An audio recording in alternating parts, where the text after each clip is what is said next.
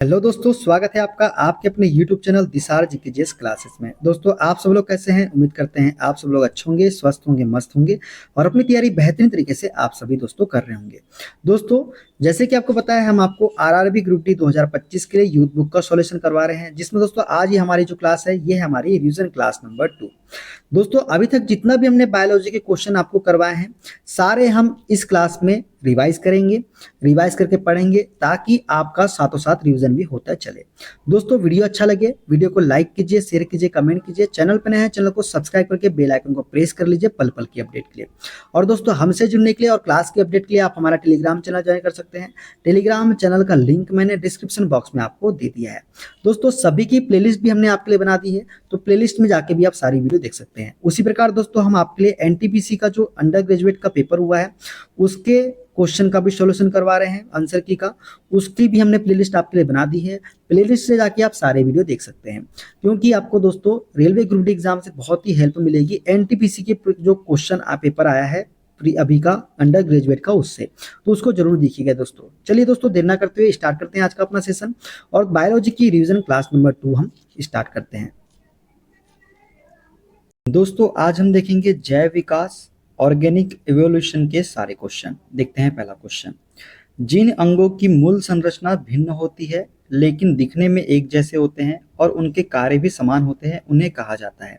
दोस्तों, जिन अंगों की मूल संरचना भिन्न होती है लेकिन दिखने में एक जैसे होते हैं और उनके कार्य भी समान होते हैं, उन्हें हम क्या बोलते हैं? तो उन्हें हम समरूप अंग बोलते हैं। क्या बोलते हैं? उन्हें हम समरूप अंग बोलते हैं। दोस्तों, वे अंग जो उत्पत्ति तथा संरचना में समान होते हैं तथा कार्य में भिन्न होते हैं समजात अंग कहलाते हैं। क्या कहलाते हैं? समजात अंग। जैसे पक्षी के पंख तथा घोड़े के अग्रपाद, मनुष्य की बाजू तथा गाय के अग्रपाद, ये क्या है? समजात अंग है। और दोस्तों, वे अंग जो समान कार्य करते हैं तथा देखने में भी समान है लेकिन उनकी उत्पत्ति और संरचना भिन्न है, समरूप अंग कहलाते हैं। क्या कहलाते हैं? समरूप अंग। जैसे कीट के पंख हो गया तथा चमगादड़ के पंख। कीट के पंख तथा चमगादड़ के पंख क्या है? समरूप अंग है। वेल का पंख हो गया, पक्षी के पंख हो गया, ये क्या है? समरूप अंग है। देखते हैं अगला क्वेश्चन। डैश समरूप अंग है। दोस्तों, कौन सा है जो समरूप अंग है? तो दोस्तों, लॉबस्टर की पूंछ और वेल के फाल जो है ये समरूप अंग है। क्या है? ये समरूप अंग है। तो ऑप्शन ए इसका करेक्ट आंसर हो जाएगा। लॉबस्टर की पूंछ और वेल के फाल जो है क्या है? समरूप अंग होते हैं। देखते हैं अगला क्वेश्चन। मनुष्यों के क्रम विकास का अध्ययन इंगित करता है कि हम सभी एक ही प्रजाति से संबंधित है जो देश में विकसित हुई है। दोस्तों, मनुष्य के क्रम विकास का अध्ययन इंगित करता है कि हम सभी एक ही प्रजाति से संबंधित है जो अफ्रीका में विकसित हुई है। कहाँ पे हुई है? अफ्रीका में विकसित हुई है। ठीक है, देखते हैं अगला क्वेश्चन। मनुष्य की अनुवांशिकी का पता लगाया जा सकता है। तो दोस्तों, मनुष्य की अनुवंशिकी का पता जो है ये अफ्रीका मूल से लगाया जा सकता है। किससे लगाया जा सकता है? अफ्रीकी मूल से। ठीक है, मानव जाति के अनुवांशिक मूल अफ्रीका में मौजूद है। विकासवादी सिद्धांत के अनुसार पहला मानव मध्य अफ्रीका में विकसित हुआ तथा यहाँ से पूरे विश्व में फैला था। ठीक है, किसके अनुसार? विकासवादी सिद्धांत के अनुसार पहला मानव मध्य अफ्रीका में विकसित हुआ था और यहीं से पूरे विश्व में फैला था। देखते हैं अगला क्वेश्चन। निम्नलिखित में से कौन प्रजातियों की संख्या को बनाए रखने और उनके विलुप्तता को रोकने के लिए आवश्यक है? तो दोस्तों, इसमें से कौन सा है जो प्रजातियों की संख्या को बनाए रखने के लिए आवश्यक है और उनकी विलुप्तता को रोकने के लिए आवश्यक है? तो यह है हमारा प्रजनन। प्रजनन जो है दोस्तों, ये प्रजातियों की संख्या को बनाए रखने और उनकी विलुप्तता को रोकने के लिए आवश्यक होता है। ठीक है, प्रजातियों की व्यक्तिगत संख्या को बनाए रखने और उनके विलोपन को रोकने के लिए प्रजनन आवश्यक होता है। यदि कोई प्रजाति प्रजनन करने में सक्षम नहीं है तो वह धीरे धीरे क्या हो जाएगी? विलुप्त हो जाएगी। किसी प्रजाति के विलोपन से पारिस्थितिक तंत्र में अस्थिरता आती है। क्या आती है? अस्थिरता आती है। देखते हैं अगला क्वेश्चन। ओरिजिन ऑफ स्पीसीज नामक पुस्तिका किसके द्वारा लिखी गई है? दोस्तों, ओरिजिन ऑफ स्पीसीज नामक पुस्तिका जो है ये चार्ल्स डार्विन के द्वारा लिखी गई है। किसके द्वारा? चार्ल्स डार्विन के द्वारा। चार्ल्स डार्विन के द्वारा जो है ओरिजिन ऑफ स्पीसीज नामक पुस्तिका लिखी गई है। 24 नवंबर 1859 ईस्वी में प्रकाशित चार्ल्स डार्विन की पुस्तक ओरिजिन ऑफ स्पीसीज जो है विज्ञान में एक मौलिक वैज्ञानिक अवधारणा और क्रम विकास संबंधी जीव विज्ञान की नींव के रूप में माना जाता है।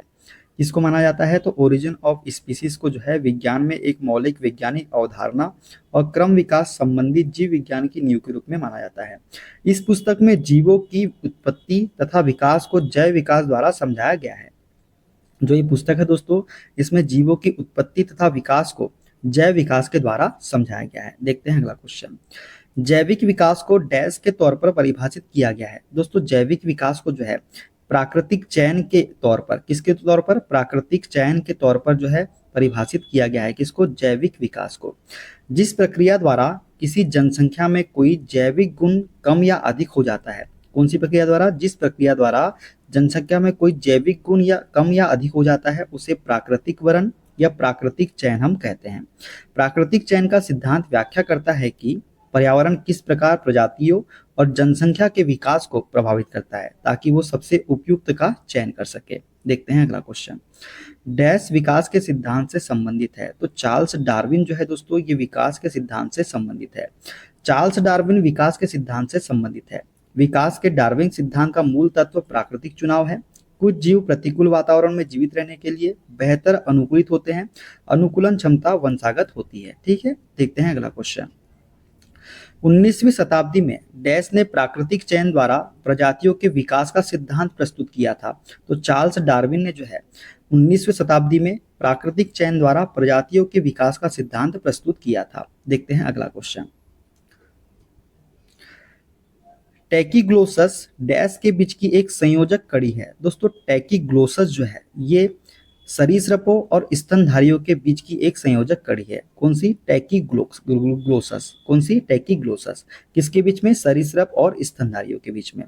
टैकीग्लोसस की बात करें दोस्तों तो टैकीग्लोसस जिसे एकिडना भी बोलते हैं, सरीसृपों और स्तनधारियों के बीच की एक संयोजक कड़ी है। एकिडना स्तनधारी वर्ग के प्राणी हैं जो कि अंडे देते हैं। इन्हें कार्डेटा संघ के अंतर्गत वर्गीकृत किया जाता है। उदाहरण के लिए डक बिल्ड प्लेटिपस, इनके पास स्तनधारियों के लक्षण जैसे बाल, स्तन ग्रंथियां, डायाफ्राम तथा सरीसृप के लक्षण अंडे में योग तथा अंडे के खोल के साथ अंडा देते हैं। ठीक है, तो ये है हमारा टैकीग्लोसस। देखते हैं अगला क्वेश्चन। जैविक विविधता का आधारभूत स्रोत है। दोस्तों जैविक विविधता का आधारभूत स्रोत क्या है? तो उत्परिवर्तन जो है इसका राइट आंसर हो जाएगा। उत्परिवर्तन जो है दोस्तों जैविक विविधता का आधारभूत स्रोत है। जैविक विविधता का आधारभूत स्रोत उत्परिवर्तन को माना जाता है। जीवों में होने वाला अचानक परिवर्तन जो वंशागत हो उत्परिवर्तन कहलाता है। जीवों में होने वाला अचानक परिवर्तन जो वंशागत हो क्या कहलाता है? उत्परिवर्तन कहलाता है। ह्यूगो डी ब्रीज ने उत्परिवर्तन को जीवों में जैव विकास का आधार माना है। किसने माना है? ह्यूगो डी ब्रीज ने उत्परिवर्तन को क्या माना है? तो जीवों में जैव विकास का आधार माना है ह्यूगो डी ब्रीज ने। देखते हैं अगला क्वेश्चन। डैश लाखों वर्षों से आदिम जीवों में क्रमिक परिवर्तनों का अनुक्रम है जिसके परिणाम स्वरूप नई प्रजातियों का गठन होता है। तो दोस्तों क्रमागत उन्नति जो है लाखों वर्षों से आदिम जीवों में क्रमिक परिवर्तनों का अनुक्रम है जिसके परिणाम स्वरूप नई प्रजातियों का गठन होता है। क्रमागत उन्नति दोस्तों लाखों वर्षों से आदिम जीवों में क्रमिक परिवर्तनों का अनुक्रम है। इसके परिणाम स्वरूप नई प्रजातियों का विकास होता है। सर्वप्रथम इस सिद्धांत का प्रतिपादन चार्ल्स डार्विन ने अपनी पुस्तक ओरिजिन ऑफ स्पीसीज में किया था। किसने किया था? चार्ल्स डार्विन ने किया था ओरिजिन ऑफ स्पीसीज नामक पुस्तक में। देखते हैं अगला क्वेश्चन। आप विकास के सिद्धांत को किससे जोड़ सकते हैं? तो दोस्तों आप विकास के सिद्धांत को डार्विन से जोड़ सकते हैं, चार्ल्स डार्विन से। दोस्तों चार्ल्स डार्विन की बात करें तो चार्ल्स डार्विन ने क्रम विकास के सिद्धांत का प्रतिपादन किया। डार्विन के अनुसार सभी जीवों में प्रचुर संतानोत्पत्ति की क्षमता होती है, अतः अधिक आबादी के कारण प्रत्येक जीव को अपनी आवश्यकता पूर्ति के लिए सजातीय, अंतरजातीय तथा पर्यावरणीय संघर्ष करना पड़ता है। किसके द्वारा? किसने कहा? ये चार्ल्स डार्विन ने कहा है। देखते हैं अगला क्वेश्चन। डैश एक अंग्रेजी प्रकृतिवादी, भूवैज्ञानिक और जीव विज्ञानी है जो विकास से संबंधित विज्ञान में उनके योगदान के लिए जाने जाते हैं। तो ये है हमारे चार्ल्स रॉबर्ट डार्विन। कौन है? चार्ल्स रॉबर्ट डार्विन जो है एक अंग्रेजी प्रकृतिवादी, भूवैज्ञानिक और जीव विज्ञानी है जो विकास से संबंधित विज्ञान में उनके योगदान के लिए जाने जाते हैं। देखते हैं अगला क्वेश्चन। डैश विकास का सिद्धांत हमें बताता है कि कैसे जीवन सरल से अधिक जटिल रूपों में विकसित हुआ है। तो डार्विन का सिद्धांत, विकास सिद्धांत जो है, डार्विन का विकास सिद्धांत हमें बताता है कि कैसे जीवन सरल से अधिक जटिल रूपों में विकसित हुआ है। डार्विन का विकास सिद्धांत हमें बताता है कि कैसे जीवन सरल से अधिक जटिल रूपों से विकसित हुआ है। ठीक है, देखते हैं अगला क्वेश्चन।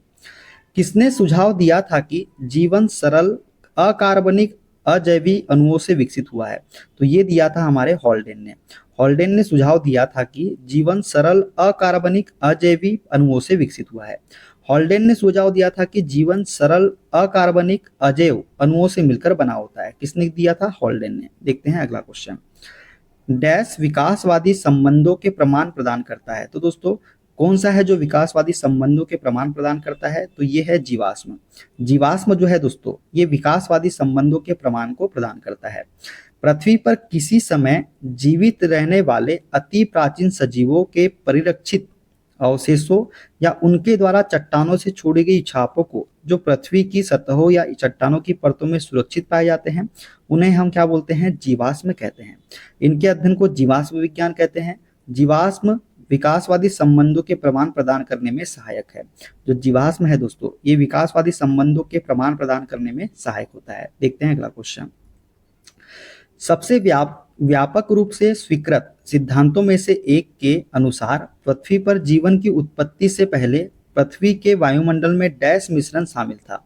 दोस्तों सबसे व्यापक रूप से स्वीकृत सिद्धांतों में से एक के अनुसार पृथ्वी पर जीवन की उत्पत्ति से पहले पृथ्वी के वायुमंडल में जो है H2S, CH4 और NH3, कौन सा? H2S, CH4 और NH3 जो है ये मिश्रण शामिल था। ठीक है। प्रारंभिक अवस्था में पृथ्वी पर वायुमंडल नहीं था। दोस्तों प्रारंभिक अवस्था में क्या था? पृथ्वी पर वायुमंडल नहीं था। जलवाष्प methane, carbon dioxide, hydrogen sulphide तथा अमोनिया आदि धरातल को ढकने वाले गलित पदार्थों से नियुक्त हुई। किससे हुई? जलवाष्प methane, carbon dioxide, hydrogen sulphide तथा अमोनिया आदि धरातल को ढकने वाले गलित पदार्थों से नियुक्त हुई। सूर्य से आने वाली पराबैंगनी किरणों ने पानी को हाइड्रोजन तथा ऑक्सीजन में विखंडित कर दिया तथा हल्की हाइड्रोजन मुक्त हो गई। ऑक्सीजन ने अमोनिया एवं मीथेन के साथ मिलकर पानी तथा अन्य गैसें आदि की रचना की। पृथ्वी के चारों ओर ओजोन परत का गठन हुआ। जब यह ठंडा हुआ तो जलवाष्प बरसात के रूप में बरसी और गहरे स्थान पर गए, जिससे महासागरों की रचना हुई। ठीक है, देखते हैं अगला क्वेश्चन। प्रारंभिक पृथ्वी का वातावरण मुख्य रूप से बना था। दोस्तों प्रारंभिक पृथ्वी का वातावरण जो है ये किससे बना था? तो ये बना था अमोनिया, CH4, H2S। ठीक है, देखते हैं अगला क्वेश्चन। डैश गैस उस समय अपनी मुक्त अवस्था में मौजूद नहीं थी जब पृथ्वी पर जीवन उत्पन्न हुआ था। तो दोस्तों ऑक्सीजन गैस जो है उस समय अपनी मुक्त अवस्था में मौजूद नहीं थी जब पृथ्वी पर जीवन उत्पन्न हुआ था। पृथ्वी पर जीवन उत्पत्ति के समय ऑक्सीजन गैस मुक्त अवस्था में मौजूद नहीं थी। देखते हैं अगला क्वेश्चन। निम्नलिखित में से किस वैज्ञानिक ने अपनी पुस्तक ओरिजिन ऑफ स्पीसीज में कार्बनिक विकास के लिए एक क्रियाविधि का सुझाव दिया है? तो दोस्तों ये थे हमारे चार्ल्स डार्विन। चार्ल्स डार्विन ने जो है अपनी पुस्तक ओरिजिन ऑफ स्पीसीज में कार्बनिक विकास के लिए एक क्रियाविधि का सुझाव दिया है। दोस्तों चार्ल्स डार्विन ने अपनी पुस्तक ओरिजिन ऑफ स्पीसीज में कार्बनिक विकास के लिए एक क्रियाविधि का सुझाव दिया है। ठीक है, तो दोस्तों आज हम देखेंगे वर्गीकी टैक्सोनॉमी के बारे में। देखते हैं पहला चैप्टर, वर्गीकरण समूहों की पदानुक्रमित संरचना। ठीक है, देखते हैं पहला, सजीव जीवों के वर्गीकरण की मूल इकाई डैश है। दोस्तों सजीव जीवों के वर्गीकरण की मूल इकाई जो होती है ये होती है हमारी जाति। क्या होती है? जाति होती है। वर्गीकरण की मूल इकाई जाति अर्थात स्पीसीज है। क्या है? स्पीसीज, इंग्लिश में आपको याद रखना है। जाति अर्थात स्पीसीज को उन जीवों के समूह के रूप में परिभाषित किया गया है जिनकी सामान्य विशिष्ट विशेषताएं हैं जो इन्हें दूसरों से अलग करती है। यह वर्गीकरण की सबसे छोटी इकाई है। कौन सी? जाति। ठीक है, अब बात करते हैं दोस्तों वंश के बारे में, जीनस के बारे में। तो बहुत सी जातियां मिलकर वंश बनाती है। मतलब बहुत सारी जातियां मिलकर क्या बनाती है? तो वंश का निर्माण करती है। वंश का नाम लैटिन भाषा में होता है, जैसे ब्रेसिका, ये क्या है? लैटिन भाषा का वर्ड है। कुल की बात करें, फैमिली की, तो वंश के समूह को एक कुल में रखा जाता है। जो वंश का समूह होता है उसको किस में रखा जाता है? एक कुल में रखा जाता है। कुल में वही वंश आते हैं जो उसके लक्षणों में से सही मेल खाते हैं। अब बात करते हैं गण ऑर्डर के बारे में। तो इसके अंतर्गत एक गण के मुख्य लक्षणों से मिलते हुए कुल पाए जाते हैं। ठीक है, देखते हैं अगला क्वेश्चन। निम्नलिखित में से लीनियस पदानुक्रम के अवरोही क्रम में व्यवस्थित करें। तो दोस्तों निम्नलिखित में से लीनियस पदानुक्रम के अवरोही क्रम में हमको इसको व्यवस्थित करना है। तो पहला आता है दोस्तों हमारा जगत, फिर आता है संघ, फिर आता है वर्ग, फिर आता है गण, फिर आता है कुल, फिर आता है वंश और लास्ट में आता है क्या, जाति। तो ये इसका सही अवरोही क्रम हो जाएगा, ऑप्शन नंबर सी वाला। दोस्तों वर्गीकरण विज्ञान शब्द का प्रयोग सर्वप्रथम कैरोलस लिनियस ने अपनी पुस्तक सिस्टेमा नेचुरी में किया था। दोस्तों वर्गीकरण विज्ञान शब्द का प्रयोग सर्वप्रथम किसने किया था, तो ये किया था कैरोलस लिनियस ने अपनी पुस्तक कौन सी, सिस्टेमा नेचुरी में। इसलिए कैरोलस लिनियस को वर्गीकी का जनक मतलब फादर ऑफ टेक्सोनॉमी कहा कहते हैं। किसको, कैरोलस लिनियस को। कौन है ये, फादर ऑफ टेक्सोनॉमी इन्हें कहा जाता है। वर्गीकरण की मूल इकाई जाति होती है दोस्तों, और सर्वोच्च इकाई क्या होती है, जगत होती है। सभी इकाइयों को अवरोही क्रम या पदानुक्रम में व्यवस्थित किया जाता है जो निम्नवत है। पहले आता है हमारा जगत, फिर उससे छोटा संघ, फिर वर्ग, फिर गण, फिर कुल, फिर वंश और फिर लास्ट में क्या आती है, जाति आती है अवरोही क्रम में। ठीक है, देखते हैं अगला क्वेश्चन। प्राणी वर्गीकरण का पदानुक्रम निम्न में से कौन है। तो दोस्तों प्राणी वर्गीकरण का पदानुक्रम निम्न में से कौन सा है, तो आ जाएगा संघ, वर्ग, गण, कुल, वंश और फिर आता है लास्ट में प्रजाति। देखते हैं अगला क्वेश्चन। पांच जगत प्रणाली में वर्गीकरण का मुख्य आधार डैश होता है। दोस्तों पांच जगत प्रणाली में वर्गीकरण का मुख्य आधार जो होता है ये होता है हमारा पोषण। क्या होता है, पोषण। पोषण जो है ये पांच जगत प्रणाली में वर्गीकरण का मुख्य आधार है। दोस्तों R.H. विटेकर ने सन 1969 में जीवों को पांच जगत में वर्गीकृत किया। पांच जगत प्रणाली में वर्गीकरण का मुख्य आधार क्या होता था, पोषण होता है। इस पद्धति के अंतर्गत सम्मिलित किए जाने वाले जगत के नाम मोनेरा, प्रोटिस्टा, फंजाई, प्लांट एवं एनिमिलिया है। तो ये पांच जगत में वर्गीकृत किया था किसने, R.H. विटेकर ने। कौन कौन से, मोनेरा, प्रोटिस्टा, फंजाई, प्लांट एवं एनिमिलिया। ठीक है। कोशिका संरचना, शारीरिक संरचना, पोषण की प्रक्रिया, प्रजनन एवं जाति वृत्ति संबंध उनके वर्गीकरण की पद्धति के प्रमुख मानदंड थे। मतलब इन्होंने कोशिका संरचना, शारीरिक संरचना, पोषण की प्रक्रिया, प्रजनन एवं जाति वृत्ति संबंध उनके वर्गीकरण की पद्धति के क्या थे, प्रमुख मानदंड थे। किसके, R.H. विटेकर के। देखते हैं अगला क्वेश्चन। वर्गीकरण के विभिन्न पदानुक्रमों में किस समूह में अधिकतम समान लक्षण वाले जीवों की संख्या सर्वाधिक है। तो अधिकतम समान लक्षण वाले जीवों की संख्या जो है ये कौन से समूह में सर्वाधिक है, तो ये है जगत मतलब किंगडम में। किसमें, किंगडम में जो है अधिकतम समान लक्षण वाले जीवों की संख्या कैसी है, सर्वाधिक है। वर्गीकरण के विभिन्न पदानुक्रमों में जगत मतलब किंगडम समूह में अधिकतम समान लक्षण वाले जीवों की संख्या कैसी है, सर्वाधिक है। ठीक है। अब हम देखते हैं दोस्तों मोनेरा जगत, किंगडम मोनेरा। ठीक है, देखते हैं पहला क्वेश्चन। कुछ जीवाणु प्रकाश संश्लेषी होते हैं, इन कोशिकाओं में प्रकाश संश्लेषक वर्णक कहाँ स्थित होते हैं। तो दोस्तों कुछ जीवाणु जो होते हैं ये प्रकाश संश्लेषी होते हैं। इन कोशिकाओं में प्रकाश संश्लेषक वर्णक जो है ये प्लाज्मा झिल्ली के अंतर्वलन मतलब प्लाज्मा झिल्ली के इनफोल्डिंग में होते हैं। कहाँ होते हैं, प्लाज्मा झिल्ली के इनफोल्डिंग में। दोस्तों कुछ जीवाणु प्रकाश संश्लेषी होते हैं, इन कोशिकाओं में प्रकाश संश्लेषक वर्णक जो है प्लाज्मा झिल्ली के अंतर्वलन में स्थित होते हैं। किसमें होते हैं, प्लाज्मा झिल्ली के अंतर्वलन में। देखते हैं अगला क्वेश्चन। राइजोपस नामक ब्रेड फफूंद में इनमें से किस प्रकार का अलैंगिक प्रजनन प्रदर्शित होता है। तो दोस्तों राइजोपस नामक ब्रेड फफूंद है। राइजोपस क्या है, ये ब्रेड फफूंद है। इनमें किस प्रकार का अलैंगिक प्रजनन प्रदर्शित होता है, तो इसमें होता है बीजाणु निर्माण। बीजाणु निर्माण का अलैंगिक प्रजनन प्रदर्शित होता है राइजोपस नामक ब्रेड फफूंद में। दोस्तों बीजाणु निर्माण अलैंगिक प्रजनन में एक विधि है जो ब्रेड मोल्ड राइजोपस में बीजाणु गणन को देखा जा सकता है। वायुवाहक अनुकूल परिस्थितियों में रोटी पर भूमि खर्च करता है और वे नए ब्रेड मोल्ड प्लांटों को अंकुरित और उत्पन्न करते हैं। ठीक है, देखते हैं अगला क्वेश्चन। इनमें से कौन सा एक कोष की जीव है। तो दोस्तों एक कोष की जीव जो है ये है हमारा पैरामीशियम। पैरामीशियम जो है ये एक कोष की जीव है। एक कोष की जीव केवल एक ही कोशिका से बने होते हैं, जैसे पैरामीशियम हो गया, अमीबा हो गया, यूग्लिना हो गया, यीस्ट हो गया, ये सभी कैसे जीव है, तो एक कोष की जीव है। देखते हैं अगला क्वेश्चन। अमीबा में भोजन का ग्रहण डैश द्वारा होता है। दोस्तों अमीबा में भोजन का ग्रहण जो है ये होता है शरीर की पूरी त्वचा के द्वारा। किसके द्वारा, शरीर की पूरी त्वचा के द्वारा अमीबा में भोजन का ग्रहण होता है। दोस्तों बात करते हैं अमीबा के बारे में, तो अमीबा में भोजन ग्रहण शरीर की पूरी त्वचा द्वारा किया जाता है। अमीबा कैसा जीव है, तो अमीबा एक कोष की अनिश्चित आकार का जीव है। इनका शरीर का कोई भी एक हिस्सा पास आए भोजन को अंतरंग ग्रहण के लिए अंगुलियों के समान विकसित होने लगता है, जिन्हें हम सीडोपिया कहते हैं। क्या बोलते हैं? सीडोपिया।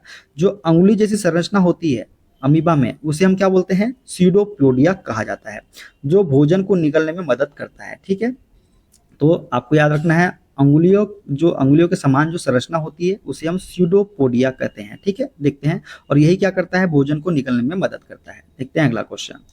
निम्न में से कौन सा कोशिकांग अमीबा जल की मात्रा को बनाए रखने के लिए उत्तरदायी होता है? तो अमीबा जल की मात्रा को बनाए रखने के लिए उत्तरदायी जो है कोशिकांग, वो है हमारा संकुचनशील राजधानी। कौन सा? संकुचनशील राजधानी जो है अमीबा जल की मात्रा को बनाए रखने के लिए उत्तरदायी होता है। दोस्तों, अमीबा जो है एक कोश की जीव है जो अपने आकार को बदलने की क्षमता रखता है। इसे जगत प्रोटिस्टा के अंतर्गत वर्गीकृत किया गया है। अमीबा में उपस्थित संकुचनशील राजधानी कोशिकांग जल की मात्रा बनाए रखता है।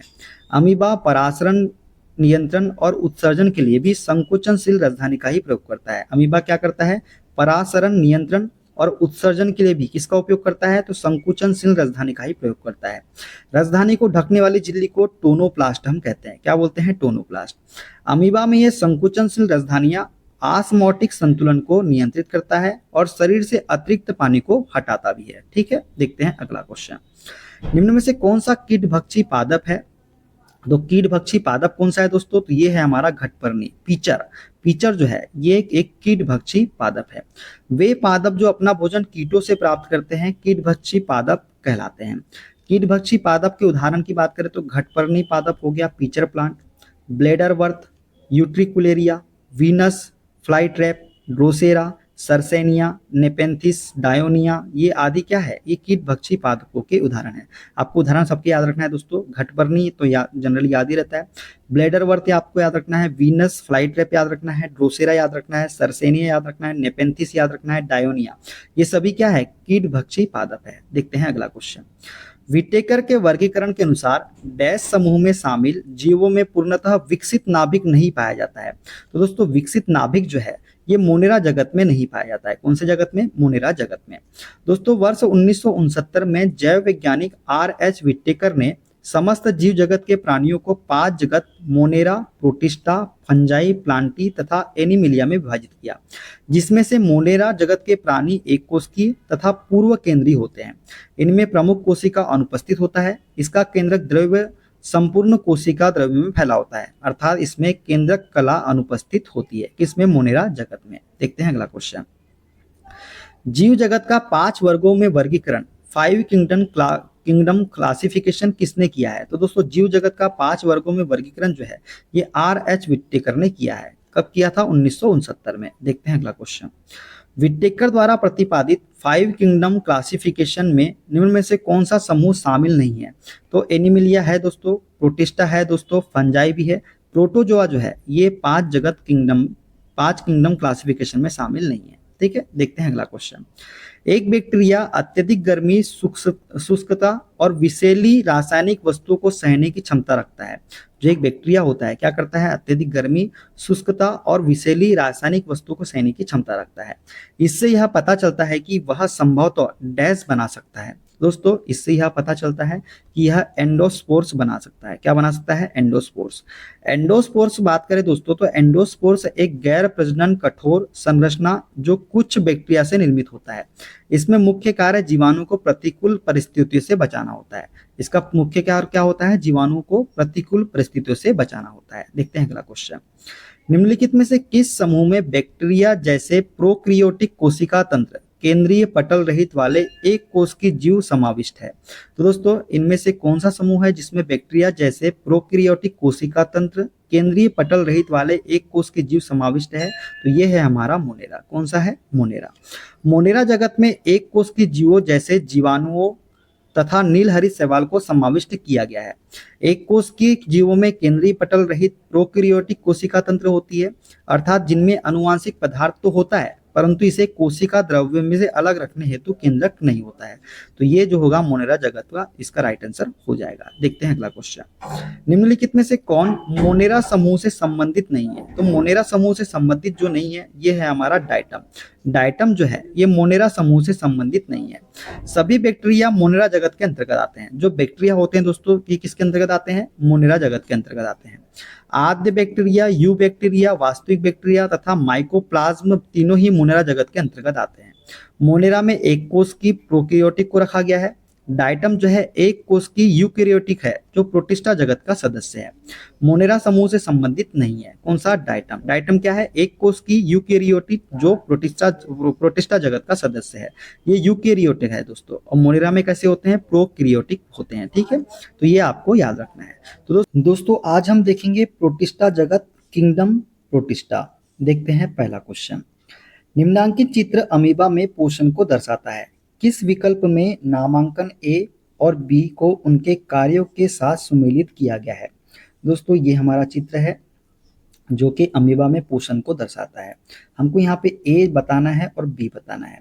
दोस्तों जो है ए जो है ये हमारा भोजन का अंतर्ग्रहण, ए जो कर रहा है क्या कर रहा है? भोजन का अंतर्ग्रहण कर रहा है। और बी क्या कर रहा है? भोजन का पाचन कर रहा है। ठीक है, तो यहाँ पे ऑप्शन देखते हैं कौन सा है। ये वाला ऑप्शन नंबर बी हो जाएगा। ए हमारा पादाप हो जाएगा जो कि भोजन का अंतर्ग्रहण कर रहा है, और बी हमारा खाद्य रसदानी हो जाएगा जो कि भोजन का पाचन कर रहा है। तो राइट आंसर क्या हो जाएगा? ऑप्शन नंबर बी वाला हो जाएगा। देखते हैं दोस्तों, उपयुक्त चित्र में अमीबा में पोषण खाद्य रसदानी तथा पादप में दर्शाता है। अमीबा अपने भोजन को शरीर के किसी भी सतह के कुटपार द्वारा ग्रहण पचा हुआ भोजन एंडोप्लाज्म में विस्तृत हो जाता है। भोजन पचाने के लिए ट्रिप्सिन, पेप्सिन, एमाइलेज और एंजाइम पाए जाते हैं। कौन कौन से? ट्रिप्सिन, पेप्सिन, एमाइलेज, एंजाइम पाए जाते हैं भोजन को पचाने के लिए अमीबा में। देखते हैं अगला क्वेश्चन, निम्न में से कौन सा पौधा एक परजीवी है? तो दोस्तों परजीवी जो है ये पौधा कौन सा है? तो अमरबिल जो है, अमरबिल एक परजीवी पौधा है। दोस्तों अमरबिल एक परजीवी पौधा है। परजीवी पौधे अपने भोजन एवं पोषण के लिए किसी दूसरे जीवित पौधों पर निर्भर रहते हैं। परजीवी पौधे मेजबान पौधों को कोई लाभ नहीं पहुंचाते हैं बल्कि हानि ही पहुंचाते हैं। जो परजीवी पौधे होते हैं ये क्या करते हैं? जो मेजबान पौधे होते हैं इनको कोई लाभ नहीं पहुंचाते बल्कि क्या पहुंचाते हैं? हानि ही पहुंचाते हैं। तो अमरबिल जो है एक कैसा पौधा है? तो परजीवी पौधा है। देखते हैं अगला क्वेश्चन, यह एक निश्चित आकृति का एक कोशिकीय जीव है जिसमें भोजन ग्रहण करने के लिए एक विशिष्ट स्थान होता है और अपने भोजन को उस स्थान तक ले जाने के लिए रोम जैसी संरचनाओं, जिन्हें पक्षाम्बिका कहा जाता है, का प्रयोग करता है। इस जीव का नाम बताइए। दोस्तों यह जीव है हमारा पैरामीशियम। पैरामीशियम जो है एक निश्चित आकृति का एक कोशिकीय जीव है दोस्तों, जिसमें भोजन ग्रहण करने के लिए एक विशिष्ट स्थान होता है और अपने भोजन को उस स्थान तक ले जाने के लिए रोम जैसी संरचनाओं, जिन्हें हम क्या बोलते हैं? पक्षाम्बिका। क्या बोलते हैं? पक्षाम्बिका कहते हैं। इसका प्रयोग करता है और इसका नाम क्या है? पैरामीशियम है। ठीक है, तो राइट आंसर हो जाएगा ऑप्शन नंबर बी वाला। पैरामीशियम की बात करें दोस्तों तो पैरामीशियम सूक्ष्म एक कोशिकीय प्रोटोजोआ संघ का प्राणी है। यह सिलिया की सहायता से गति करता है। किसकी सहायता से? सिलिया की सहायता से यह गति करता है। पैरामीशियम तालाब, झील, नदी आदि के स्वच्छ पानी में पाया जाता है। युग्लिना एक कोशिकीय प्रोटोजोआ संघ का प्राणी है। इसे जंतुओं और पादपों के बीच की योजक कड़ी हम कहते हैं। इसमें हरित लवक पाया जाता है। किसमें? युग्लिना में। ठीक है, देखते हैं अगला क्वेश्चन, अमीबा में प्रजनन कैसे होता है? दोस्तों अमीबा में प्रजनन जो है ये होता है द्विखंडन द्वारा। किसके द्वारा? द्विखंडन के द्वारा जो है अमीबा में प्रजनन होता है। दोस्तों अमीबा की बात करें तो अमीबा की खोज 1755 ईस्वी में रोजेनहॉफ ने की थी। किसने की थी? रोजेनहॉफ ने। यह एक कोशिकीय सूक्ष्मदर्शी जलीय जीव होता है। इसमें समस्त जैविक क्रियाएं एक ही कोशिका में संपन्न होती है। अमीबा जैसे एक कोशिकीय जीवों के मामले में होने वाला अलैंगिक प्रजनन, जिसमें एक जीव के विभाजित होने पर दो अलग जीव उत्पन्न होते हैं, द्विविभाजन या द्विखंडन या बाइनरी विखंडन कहलाता है। अमीबा प्रोटोजोआ संघ का एक सजीव प्राणी है, आपको यह भी याद रखना है। ठीक है, देखते हैं अगला क्वेश्चन, द्विखंडन द्वारा डैश प्रजनन होता है। दोस्तों द्विखंडन द्वारा जो है अमीबा में प्रजनन होता है। किसमें? अमीबा में। ठीक है, देखते हैं अगला क्वेश्चन, क्लेमाइडोमोनास इनमें से किस किंगडम से संबंधित है? दोस्तों क्लेमाइडोमोनास जो है ये किंगडम प्रोटिस्टा से संबंधित है। किससे? किंगडम प्रोटिस्टा से। कौन सा? क्लेमाइडोमोनास। ठीक है दोस्तों, किंगडम प्रोटिस्टा में मुख्य रूप से एक कोशिकीय जीव एवं यूकेरियोटिक जीव शामिल किए गए हैं। इस जगत में विभिन्न प्रकार के शैवाल, स्लाइम मोल्ड एवं प्रोटोजोआ आदि आते हैं। इनमें श्वसन अंग के रूप में माइटोकॉन्ड्रिया कार्यरत रहता है एवं इनके केंद्रक झिल्ली गोल्जिकाए, कोशिका झिल्ली के भीतर गुणसूत्र एवं अंतःप्रदवी जालिका आदि भी सभी अंग पाए जाते हैं। क्लेमाइडोमोनास, अमीबा, एंट अमीबा, प्लाज्मोडियम, यूग्लिना एवं डाइटम ये क्या है? किंगडम प्रोटिस्टा से संबंधित है ये सभी। ठीक है, देखते हैं अगला क्वेश्चन। बहुविखंडन के द्वारा डैश एक साथ अनेक संतति कोशिकाओं में विभाजित होता है। तो दोस्तों बहुविखंडन के द्वारा जो है ये प्लाज्मोडियम, कौन सा? प्लाज्मोडियम जो है एक साथ अनेक संतति कोशिकाओं में विभाजित होता है। दोस्तों बहुविखंडन की बात करें तो बहुविखंडन के द्वारा प्लाज्मोडियम एक साथ अनेक संतति कोशिकाओं में विभाजित होता है। प्लाज्मोडियम एक प्रोटोजोआ संघ का प्राणी है। बहुविखंडन भी अलैंगिक प्रजनन की एक प्रक्रिया है जिसमें जनक कोशिका कई नए जीवों के निर्माण के लिए विभाजित होती है। ठीक है, तो बहुविखंडन क्या है? ये भी एक अलैंगिक प्रजनन की एक प्रक्रिया है जिसमें जनन कोशिका कई नए जीवों के निर्माण के लिए विभाजित होती है। देखते हैं अगला क्वेश्चन। निम्नलिखित में से कौन सा जीव बहुविखंडन द्वारा प्रजनन करता है? तो दोस्तों बहुविखंडन के द्वारा जो प्रजनन करता है ये है हमारा प्लाज्मोडियम। प्लाज्मोडियम जो है ये बहुविखंडन के द्वारा प्रजनन करता है। डैश बहुविखंडन द्वारा प्रजनन करता है, तो प्लाज्मोडियम जो है ये बहुविखंडन के द्वारा प्रजनन करता है, आपको याद रखना है। देखते हैं अगला क्वेश्चन। एक कोशिका के दो समान संतति कोशिकाओं में विभाजन की प्रक्रिया को क्या कहा जाता है? दोस्तों एक कोशिका के दो समान संतति कोशिकाओं में विभाजन की प्रक्रिया को हम बोलते हैं द्विखंडन। क्या बोलते हैं हम? द्विखंडन बोलते हैं। और ये किसमें होता है? अमीबा में होता है। ठीक है, तो एक कोशिका के दो समान संतति कोशिकाओं में विभाजन की प्रक्रिया को द्विखंडन कहा जाता है। जैसे अमीबा जीव द्विखंडन द्वारा जनन करते हैं। इनमें द्विखंडन एक प्रकार का अलैंगिक प्रजनन तथा कोशिका विभाजन होता है। ठीक है, देखते हैं अगला क्वेश्चन। आप उस जीव को किस जगत में रखेंगे जो एक कोश की, यूकेरियोटिक या सुकेंद्र की और प्रकाश संश्लेषक है? तो वो है प्रोटिस्टा। कौन सा जगत है? प्रोटिस्टा जगत। तो प्रोटिस्टा जगत के जो जीव होते हैं वो एक कोश की होते हैं, यूकेरियोटिक होते हैं या सुकेंद्र की होते हैं और प्रकाश संश्लेषक भी होते हैं। दोस्तों प्रोटिस्टा जगत की बात करें तो प्रोटिस्टा जगत के जीव एक कोश की तथा सुकेंद्री होते हैं जिनमें समस्त कोशिका उपस्थित होते हैं। इस जगत के जीव प्रकाश संश्लेषण, परापोषण या अवशोषण द्वारा अपना भोजन ग्रहण करते हैं। ये लैंगिक तथा अलैंगिक दोनों प्रकार से जनन करते हैं। इस जगत के अंतर्गत क्राइसोफाइटा, डायनोफ्लेजिलेट, यूग्लिनाइड तथा प्रोटोजोआ आदि जीव आते हैं। कौन कौन से जीव आते हैं इसके अंतर्गत? तो क्राइसोफाइटा हो गया, डायनोफ्लेजिलेट हो गया, यूग्लिनाइड हो गया, प्रोटोजोआ हो गया। ये सभी जीव जो है इस जगत के अंतर्गत आते हैं। तो ये थे दोस्तों प्रोटिस्टा जगत के सारे क्वेश्चन। अब देख लेते हैं द्विनाम पद्धति से जो क्वेश्चन पूछे गए हैं वे सारे क्वेश्चन। कार्ल लिनियस को किस रूप में जाना जाता है? दोस्तों कार्ल लिनियस को जो है फादर ऑफ टेक्सोनॉमी के रूप में जाना जाता है। किसको? कार्ल लिनियस को। बात कर लेते हैं कैरोलस लिनियस के बारे में। तो दोस्तों कैरोलस लिनियस ने 1753 ईस्वी में जीवों की द्विनाम पद्धति को प्रचलित किया, इसलिए इन्हें वर्गीकी टेक्सोनॉमी का जन्मदाता कहा जाता है। इस पद्धति के अनुसार दोस्तों प्रत्येक जीवधारी का नाम लैटिन भाषा के दो शब्दों से मिलकर बनता है। पहला शब्द वंश का नाम तथा दूसरा शब्द जाति का नाम कहलाता है। वंश तथा जाति नामों के पश्चात उस वर्गीकृत का नाम लिखा जाता है जिसने सर्वप्रथम इस जाति को वर्तमान नाम प्रदान किया। उदाहरण, मानव का वैज्ञानिक नाम क्या है? होमो सेपियंस। ठीक है, तो ये जो है कैरोलस लिनियस के बारे में था जिन्होंने क्या किया था? जीवों की द्विनाम पद्धति को प्रचलित किया था। इन्हें वर्गीकी का जीवन जन्मदाता कहा जाता है टेक्सोनॉमी का, ये आपको याद रखना है। ठीक है, देखते हैं अगला क्वेश्चन।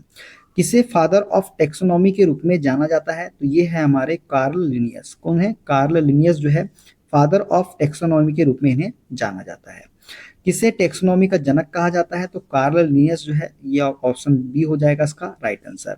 तो टेक्सोनॉमी का जनक किसे कहा जाता है? तो लिनियस को कहा जाता है टेक्सोनॉमी का जगत। सबसे पहले हम देखेंगे जंतु जगत एनिमल किंगडम के क्वेश्चन। इससे एक ही क्वेश्चन पूछा गया था, तो वो क्वेश्चन पहले हम करते हैं।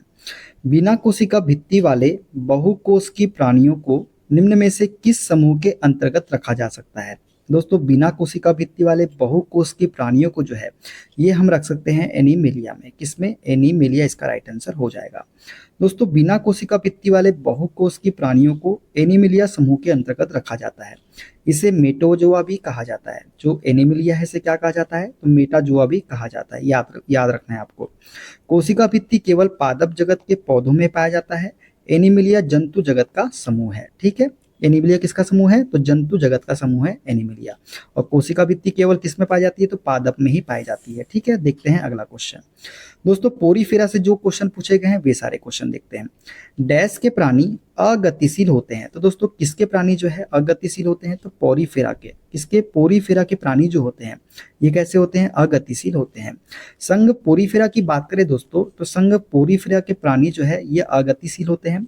पोरीफेरा शब्द ग्रीक भाषा के दो शब्द पोरोस मतलब छिद्र तथा फेरे मतलब धारण करना, तो इसका पूरा अर्थ क्या हो जाएगा? छिद्र धारण करना से बना है। अतः पोरीफेरा का मतलब छिद्र को धारण करने वाला। इनके शरीर में असंख्य सूक्ष्म छिद्र पाए जाते हैं, इसलिए इसको स्पंज के रूप में जाना जाता है। किसके रूप में जाना जाता है इसे? स्पंज के रूप में। क्यों? क्योंकि इसके शरीर में जो है असंख्य सूक्ष्म छिद्र पाए जाते हैं। रॉबर्ट ग्रांट द्वारा स्पंजों को जंतुओं में सम्मिलित किया गया और इनको पोरीफेरा नाम दिया गया। किसके द्वारा सम्मिलित किया गया? तो रॉबर्ट ग्रांट के द्वारा। किसके द्वारा? रॉबर्ट ग्रांट के द्वारा। ठीक है, देखते हैं अगला क्वेश्चन। निम्न में से क्या अचल होते हैं और एक ठोस आश्रय सपोर्ट से जुड़े होते हैं? तो दोस्तों ये है हमारे साइकोन। साइकोन जो होते हैं दोस्तों यह अचल होते हैं और एक ठोस आश्रय सपोर्ट से जुड़े होते हैं। साइकोन को स्पंज भी बोलते हैं, ये भी आपको याद रखना है। बात करते हैं स्पंज की, साइकोन की। तो ये अमेरुदंडी पोरीफेरा संघ छिद्र युक्त जीवधारी का समुद्र जीव है। यह मीठे एवं खारे पानी में पाया जाता है। यह जंतु कॉलोनी बनाकर अपने आधार से चिपके रहते हैं।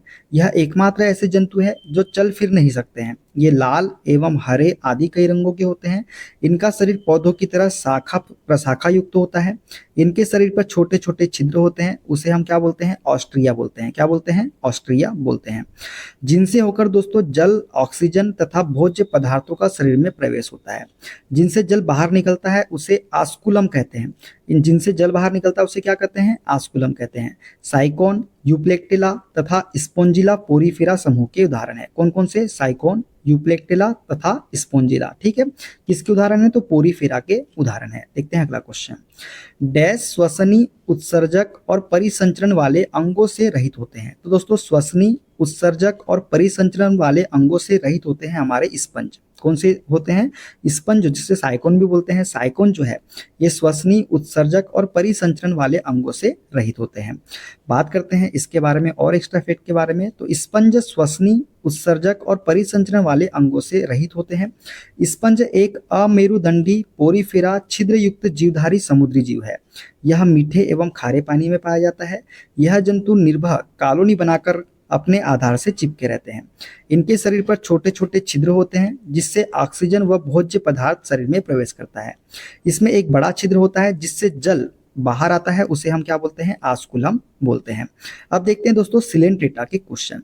सिलेंट्रेटा का पहला क्वेश्चन है दोस्तों, निम्नलिखित में से कौन सा शरीर कोशिकाओं की दो परतों से बना है? तो दोस्तों किसका शरीर जो है कोशिकाओं की दो परतों से बना है? तो ये बना है हाइड्रा। हाइड्रा का शरीर जो है दोस्तों ये शरीर कोशिकाओं की दो परतों से बना होता है। किसका? हाइड्रा। हाइड्रा जो है दोस्तों ये सिलेंट्रेटा संघ का जीव है। यह जीव अरीय सममित तथा द्विस्तरीय होते हैं, अर्थात बाहरी एपिडर्मिस स्तर तथा भीतरी गैस्ट्रोडर्मिस। इसमें अलैंगिक तथा लैंगिक प्रजनन होता है और इसमें पुनरुद्भवन की क्षमता होती है। किसमें? हाइड्रा में। ठीक है, देखते हैं अगला क्वेश्चन। निम्न में से कौन सा जीव पुनर्जनन और मुकुलन द्वारा प्रजनन कर सकता है? तो दोस्तों निम्न में से कौन सा जीव है जो पुनर्जनन मतलब रीजनरेशन एंड बडिंग मतलब मुकुलन के द्वारा प्रजनन कर सकता है? तो यह है हमारा हाइड्रा। हाइड्रा जो है दोस्तों ये रीजनरेशन एंड बडिंग द्वारा प्रजनन कर सकता है। अब हाइड्रा की बात करते हैं दोस्तों, तो हाइड्रा मुख्यतः तालाब, पोखर, झील एवं गड्ढों आदि के जल में जलीय पौधों या वस्तु से चिपके रहते हैं। यह कभी कभी प्रजनन भी करता है। यह निडेरिया अथवा सिलेंट्रेटा संघ का जंतु है। कौन सा? हाइड्रा। ठीक है दोस्तों, हाइड्रा की और बात करें तो हाइड्रा जंतु पुनरुद्भवन, पुनर्जनन और मुकुलन मतलब बडिंग द्वारा प्रजनन कर सकता है। हाइड्रा का शरीर गोल, लंबा व लचीला होता है। इसके दूरस्थ भाग पर शंक्वाकार मुखाधार हाइपोस्टोम होता है। मुखाधार पर तारे सदृश मुख छिद्र होता है। मुखाधार के चारों ओर 6 से 10 की संख्या में स्पर्शक मतलब टेंटिकल्स होते हैं। क्या होते हैं? टेंटिकल्स होते हैं। किसमें? 6 से 10 की संख्या में, ठीक है, मुखाधार पर के चारों ओर। स्पर्शक की बात करें तो हाइड्रा को प्रजनन व शिकार करने में सहायता करते हैं। कौन से? स्पर्शक, ठीक है। देखते हैं अगला क्वेश्चन। निम्नलिखित में से कौन मुकुलन द्वारा प्रजनन करता है? तो दोस्तों मुकुलन द्वारा जो प्रजनन करता है ये है हमारा हाइड्रा।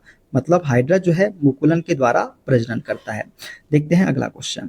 डैश में मुकुलन द्वारा प्रजनन हो सकता है? तो दोस्तों हाइड्रा में जो है मुकुलन द्वारा प्रजनन हो सकता है। देखते हैं अगला क्वेश्चन। डैश का शरीर कोशिका की 2 परतों से बना होता है। तो ये बना होता है किसका? सिलेंट्रेटा। मतलब सिलेंट्रेटा संघ के शरीर जो होता है कोशिका की 2 परतों से मिलकर बना होता है।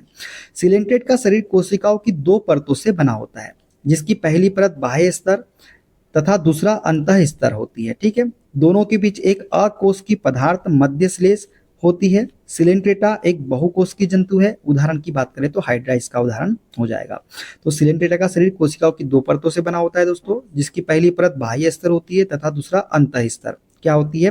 एक्टोडर्म तथा दूसरी अंतः स्तर एंडोडर्म होती है, ठीक है। और दोनों के बीच एक अकोश की पदार्थ मध्य श्लेष मेसोग्लिया होती है। क्या होती है? मेसोग्लिया। सिलेंट्रेटा एक बहुकोश की जंतु है। उदाहरण की बात करें तो हाइड्रा इसका राइट आंसर हो जाएगा, ठीक है। देखते हैं अगला क्वेश्चन। हाइड्रा, स्टारफिश, प्लेनेरिया निम्न में से किस प्रक्रिया द्वारा उत्पन्न होते हैं? दोस्तों हाइड्रा हो गया, स्टारफिश हो गया, प्लेनेरिया हो गया, ये जो है पुनर्जनन के द्वारा उत्पन्न होते हैं। किसके द्वारा? पुनर्जनन के द्वारा। दोस्तों यदि किसी कारणवश जीव क्षत विक्षत हो जाता है अथवा कुछ टुकड़ों में टूट जाता है तो अनेक टुकड़े वृद्धि करके नए जीव में विकसित हो जाते हैं। उदाहरण की बात करें तो हाइड्रा तथा प्लेनेरिया जैसे सरल प्राणियों को यदि कई टुकड़ों में काट दिया जाए तो यह प्रत्येक टुकड़ा विकसित होकर पूर्ण जीव का निर्माण कर देता है। यह है पुनरुद्भवन कहलाती है। यही क्या कहलाता है? पुनरुद्भवन या पुनर्जनन कहलाता है, ठीक है। देखते हैं अगला क्वेश्चन। निम्नलिखित में से कौन सा जानवर मुकुलन मतलब बडिंग द्वारा पुनरुत्पादित करता है और पुनर्जनन कार्यान्वित कर सकता है? तो ये है हमारा हाइड्रा। हाइड्रा जो होता है दोस्तों ये मुकुलन बडिंग द्वारा पुनरुत्पादित करता है और पुनर्जनन कार्यान्वित कर सकता है। कौन? हमारा हाइड्रा, ठीक है। हाइड्रा की बात करें दोस्तों जलव्याल भी इसे हम बोलते हैं। हाइड्रा को क्या बोलते हैं? जलव्याल। निडरिया संघ का जंतु है। यह सूक्ष्म आकार का होता है। यह मुकुलन बडिंग द्वारा पुनरुत्पादित और पुनर्जनन कार्यान्वित कर सकता है, अर्थात इनमें अलैंगिक जनन होता है। हाइड्रा का शरीर अनेक टुकड़ों में विभक्त हो जाता है एवं प्रत्येक भाग वृद्धि करके नए जीव में विकसित हो जाता है। यह भी अलैंगिक जनन की एक विधि है जिसे हम पुनरुद्भवन हम कहते हैं। क्या बोलते हैं? पुनरुद्भवन। देखते हैं अगला क्वेश्चन। डैश में मुकुलन द्वारा प्रजनन हो सकता है? तो दोस्तों मुकुलन द्वारा प्रजनन जो है ये हाइड्रा में हो सकता है। किसमें? हाइड्रा में। राइट आंसर क्या हो जाएगा? हाइड्रा हो जाएगा। मुकुलन हाइड्रा में अलैंगिक जनन का एक प्रकार है। जो मुकुलन है दोस्तों ये हाइड्रा में किसका प्रकार है? तो अलैंगिक जनन का एक प्रकार है। अनुकूल परिस्थितियों में हाइड्रा में मुकुलन विधि द्वारा जनन होता है। हाइड्रा में कलिकाएं प्रायः शरीर के जठर भाग या व्रंट के मिलने के स्थान पर बनती है।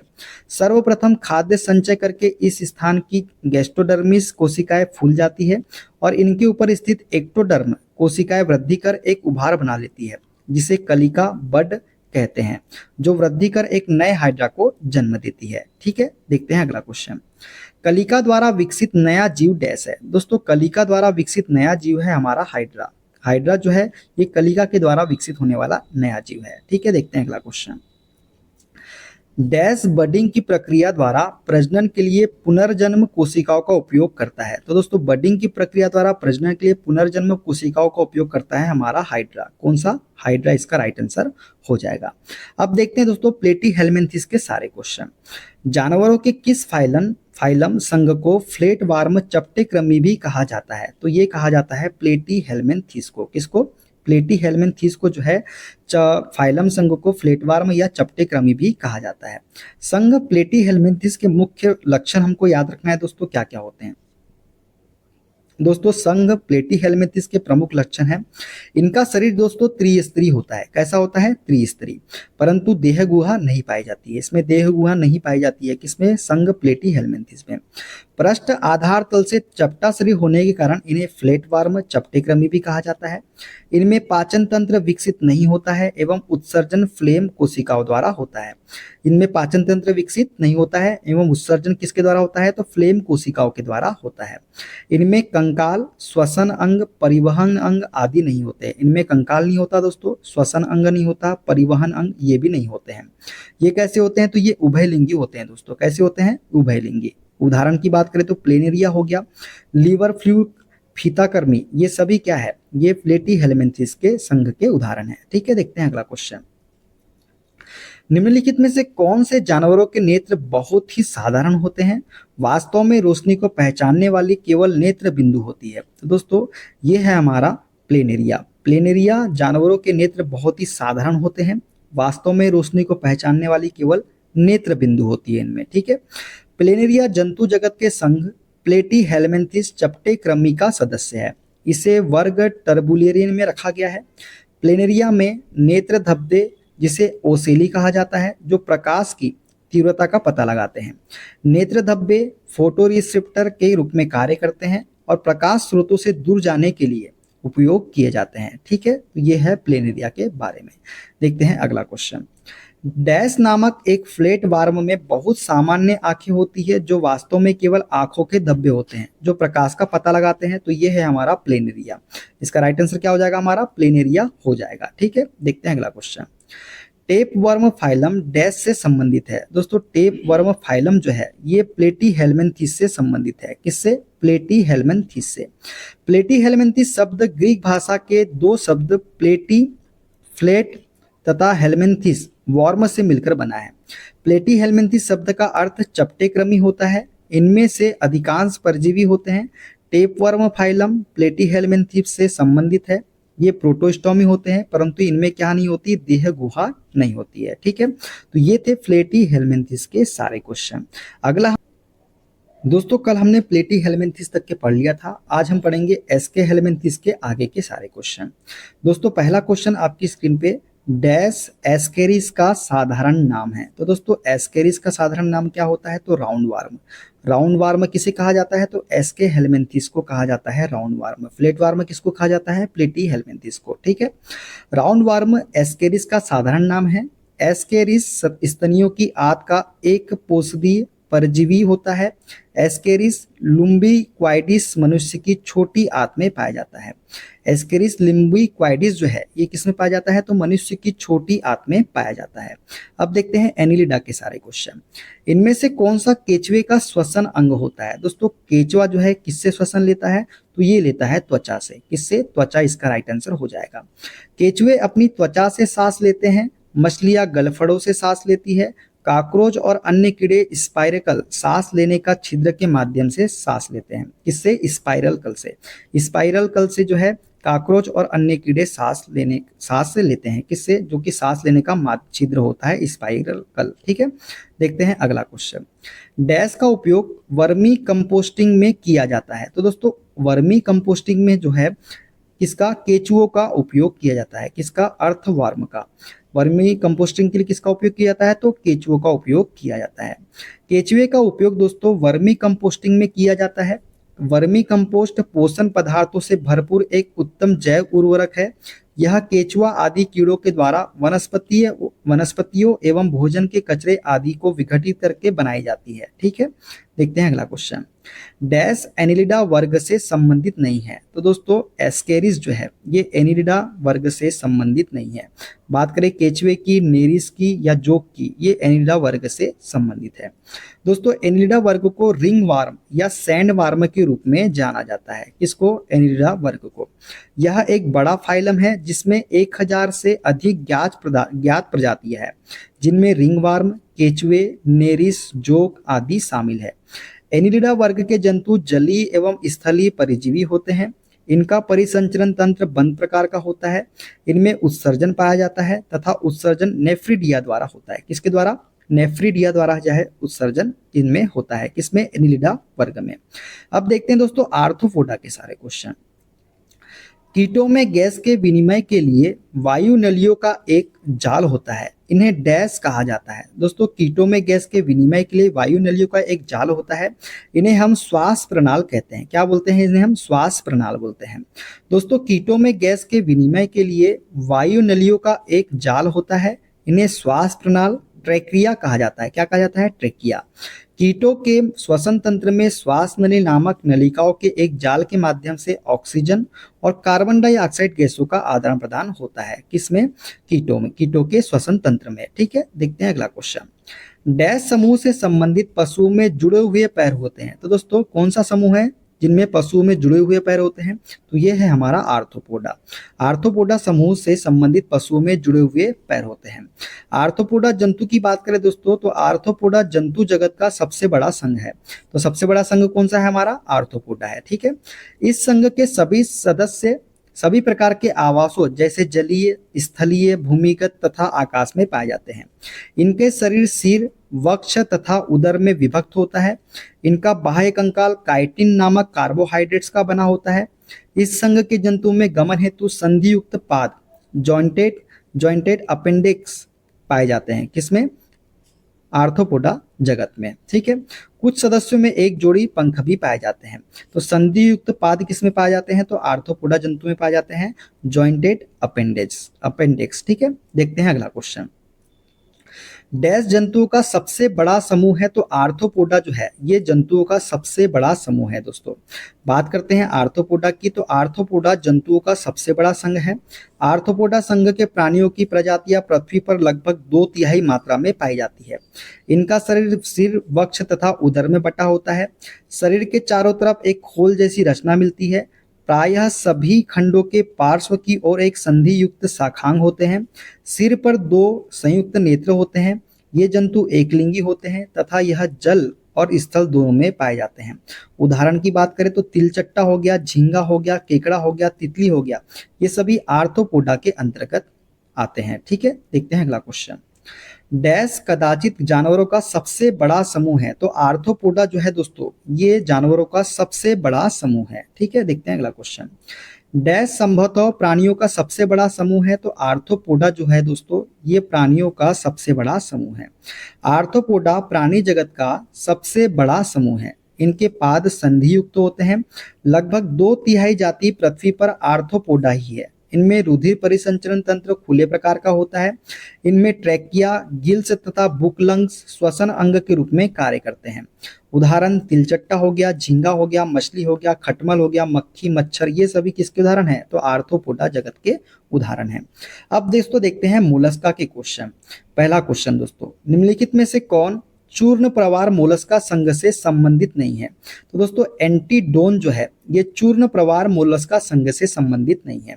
मोलस्का संघ के जीवों का शरीर दोस्तों कोमल होने के कारण इन्हें मोलस्का कहा जाता है। किसके कारण मोलस्का कहा जाता है? इनका शरीर कैसा होता है? कोमल। ठीक है, मोलस्का की मुख्य विशेषता यह है कि कई कार्यों के लिए इनमें एक ही अंग का इस्तेमाल होता है।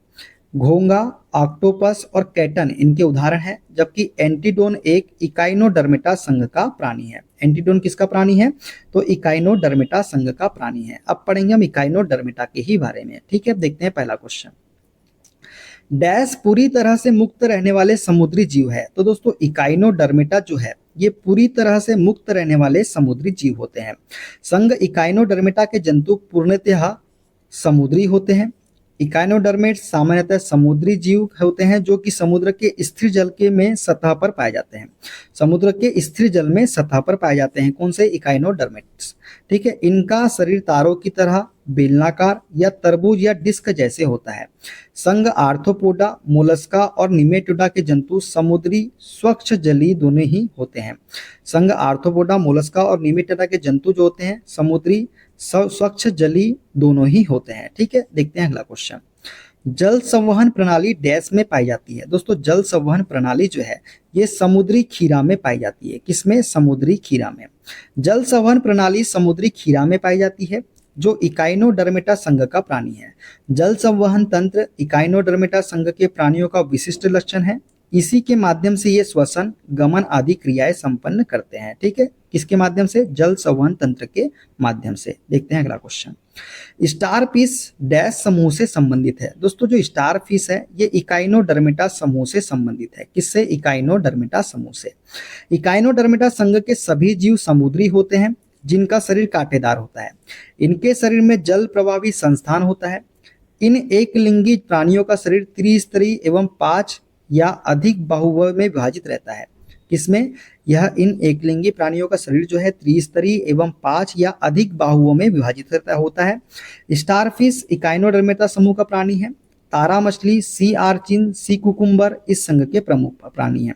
तो तारा मछली भी आपको याद रखना है, सी आर्चिन भी आपको याद रखना है और सी कुकुम्बर भी आपको याद रखना है। स्टारफिश तो है ही। ठीक है, देखते हैं अगला क्वेश्चन। संघ के प्राणी अनन्य रूप से समुद्र में मुक्त जीवन जीने वाले प्राणी हैं। तो ये है हमारे शूलचर्मी इकाइनोडर्मेटा। इकाइनोडर्मेटा जो है दोस्तों समुद्र में मुक्त जीवन जीने वाले प्राणी होते हैं। देखते हैं अगला क्वेश्चन। डैश केवल समुद्र में पाई जाने वाली मछली है। तो दोस्तों स्टार फिश जो है ये केवल समुद्र में पाई जाती है। कौन सी मछली? Star fish. इकाइनोडर्मेटा संघ के प्राणियों में कैल्शियम युक्त कंकाल पाया जाता है, इसलिए इनका नाम इकाइनोडर्मेटा शूल युक्त शरीर रखा गया है। ये सभी कैसे होते हैं? तो समुद्री होते हैं।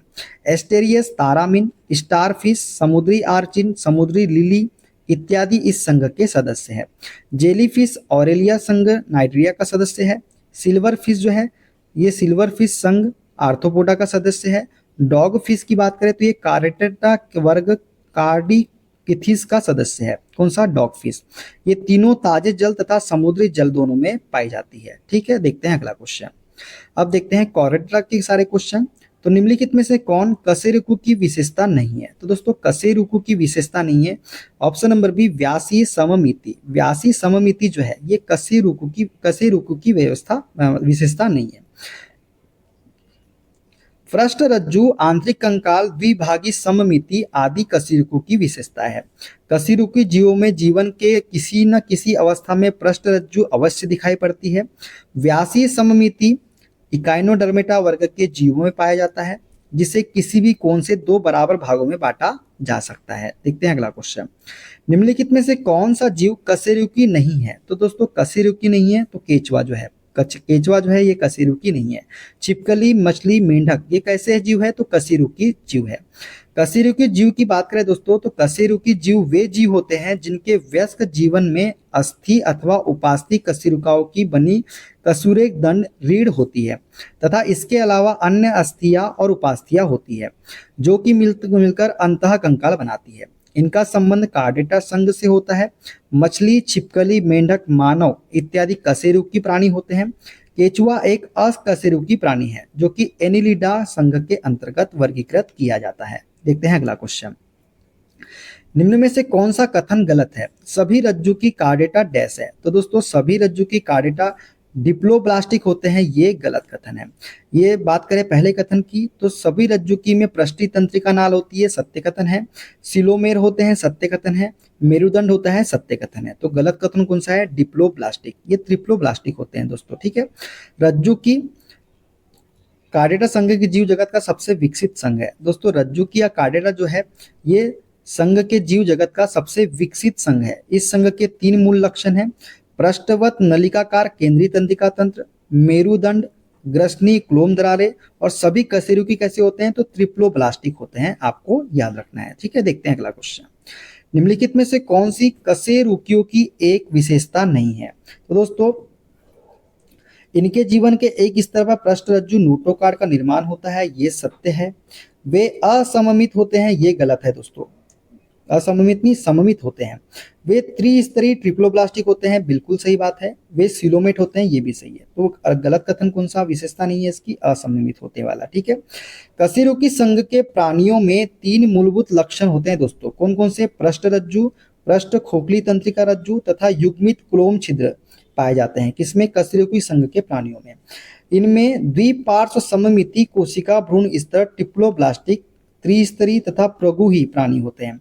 इनमें द्विपार्श्व सममिति कोशिका भ्रूण स्तर ट्रिप्लोब्लास्टिक तथा प्रगुही प्राणी होते हैं। इसमें गुदा पश्चपुच्छ तथा बंद परिसंचरण तंत्र होता है। इनमें अंग तंत्र स्तर का संगठन पाया जाता है। तो इसमें गुदा कैसा होता है? पश्चपुच्छ। ठीक है, तथा संचरण परिसंचरण तंत्र कैसा होता है? तो बंद होता है। ठीक है, किसमें? कशेरुकी संघ के प्राणियों में। ये सभी आपको याद रखना है दोस्तों। आज हम पढ़ेंगे उभयचर के बारे में। देखते हैं पहला क्वेश्चन। निम्न विकल्पों में से 3 कक्षीय हृदय वाले जीव का नाम बताइए। दोस्तों इनमें से हमको बताना है 3 कक्षीय हृदय किसका होता है। तो इसका राइट आंसर हो जाएगा दोस्तों option number D, salamander. Salamander का जो हृदय होता है दोस्तों ये 3 कक्षीय होता है। ठीक है, तीन कक्षी हृदय की बात करें दोस्तों तो तीन कक्षी हृदय वाला जीव सैलामेंडर होता है। उभयचर व सरीसृप जीवों का हृदय कितने कक्षी होता है तो तीन कक्षी का होता है। इनमें दो आलिंद होता है तथा एक क्या होता है निलय होता है। बाएं आलिंद में शुद्ध तथा दाएं आलिंद में अशुद्ध रक्त बहता है। इसमें रुधिर संचरण एक परिपथ वाला होता है। जिसमें रुधिर का संचरण होता है वो कैसा होता है तो एक परिपथ मतलब सिंगल सर्किट वाला होता है। देखते हैं अगला क्वेश्चन। डैश में दोहरा परिसंचरण नहीं होता है तो दोस्तों दोहरा परिसंचरण किसमें नहीं होता है तो मेंढकों में दोहरा परिसंचरण नहीं होता है। दोस्तों मेंढकों की बात करें तो मेंढकों में दोहरा परिसंचरण नहीं होता है। स्तनधारियों और पक्षियों में दोहरा परिसंचरण मार्ग पाया जाता है। इस प्रकार के परिसंचरण तंत्र वाले जंतुओं का हृदय चार कक्षी होता है। दाहिना कक्ष शरीर से डीऑक्सीजेनेटेड रक्त प्राप्त करता है और दाया निलय इसे फेफड़े में ऑक्सीजन युक्त होने के लिए भेजता है। बाएं कक्ष को फेफड़ों से ऑक्सीजन युक्त रक्त मिलता है और बाया निलय इसे क्या करता है शरीर के बाकी हिस्सों में भेजता है। देखते हैं अगला क्वेश्चन। इनमें से किस जीव में तीन कोष्ठी हृदय होता है तो दोस्तों तीन कक्षी हृदय किसमें होता है तो मेंढक में होता है तीन कक्षी हृदय। मेंढक में तीन कोष्ठी हृदय पाया जाता है दोस्तों जिसमें दो आलिंद होते हैं और एक निलय होता है। यह एक उभयचर वर्ग से संबंधित है। उभयचर और सरीसृपों में तीन कक्षी हृदय पाया जाता है।